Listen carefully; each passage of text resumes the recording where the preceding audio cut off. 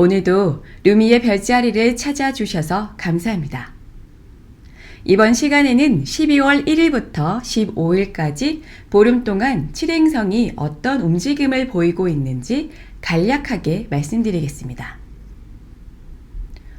12월 4일 세지테리우스 사수자리에서 신월이 이루어집니다.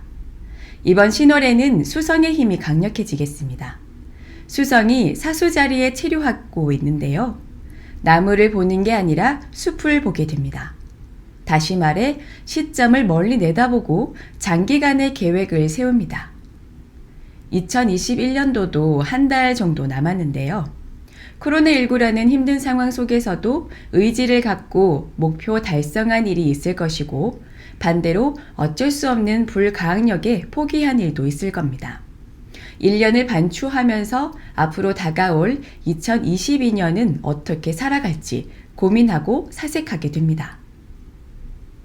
다음은 12월 13일 화성이 세지테리우스 사수자리 입궁합니다. 세지테리우스는 적극적이고 활발하고 열정적인 불의 별자리입니다. 불의 속성을 가진 사수자리에 뜨거운 화성이 들어오니 에너지가 넘치고 심장이 빠르게 뛰겠죠. 집 안보다는 집 밖으로 돌아다니게 됩니다. 배달 음식을 시켜 먹었던 분들도 동네 근처 맛집에 나가 식사를 하거나 SNS를 통해 유명해진 핫플레스를 직접 찾아가 보기도 하겠습니다. 또 피트니스나 필라테스 회원권을 끊어 건강한 몸을 만드는 데 집중하겠습니다. 다음 날인 12월 14일 수성이 캐프리컨 염소 자리로 이동합니다. 캐프리컨은 겨울이 시작되는 절기로 성실하고 근면한 별자리입니다.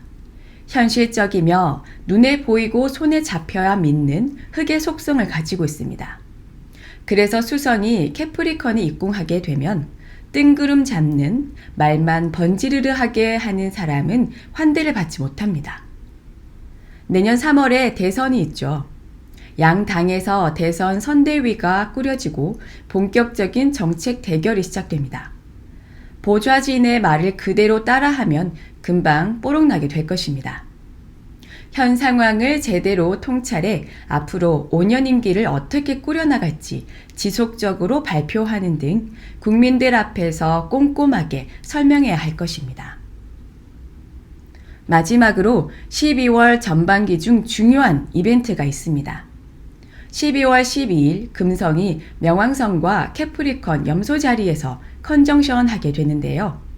사수자리 신월인 12월 4일부터 이미 유효각이 형성됩니다. 그러니 금성과 명왕성의 기운이 12월 초입부터 시작된다고 볼 수 있겠습니다. 금성이 겨울에 별자리 캐프리컨에 입궁하게 되면 연애보다는 일에 집중하게 됩니다. 현생이 중요하기 때문에 연애도 미루고 결혼과 임신도 미루게 됩니다. 그런데 죽음과 재생, 변혁의 별인 명왕성과 만나니 금성이 관장하는 분야가 더욱 축소되겠습니다. 연기나 음악, 작곡, 회화 작업 등 예술 활동이라든가 메이크업, 헤어, 마사지, 네일 등 뷰티 분야에서 잡음이 들릴 수 있습니다. 성형수술을 하다가 갑자기 사망한다거나 제작 중이던 드라마나 영화가 벼랑간 제작 중단이 된다거나 유명 연예인의 과거사로 포털이나 SNS가 시끌시끌하겠습니다. 개인적으로는 연애가 잘 되지 않겠습니다. 괜찮은 사람인데 애프터 신청이 오지 않거나 나의 연인이 딴 사람과 있는 걸 봤다거나 혼수 준비하다가 갑자기 파혼을 하게 되는 등 마음 다치는 일이 발생할 수 있습니다. 마음의 근육을 단련시켜야겠습니다. 이상 12월 전반기 별의 흐름에 대해 말씀드렸습니다. 이번 클립에서는 간략하게 설명했지만 사수자리 신월과 금성 명왕성 컨정션에 대한 별자리 칼럼은 추후에 자세하게 포스팅할 예정이니 조금만 기다려 주시기 바랍니다. 별자리에 대해 더 알고 싶으세요? 검색창에 루미의 별자리를 입력하고 제 블로그에 놀러오세요. 그럼 오늘 하루도 풍요롭게 보내시기 바랍니다.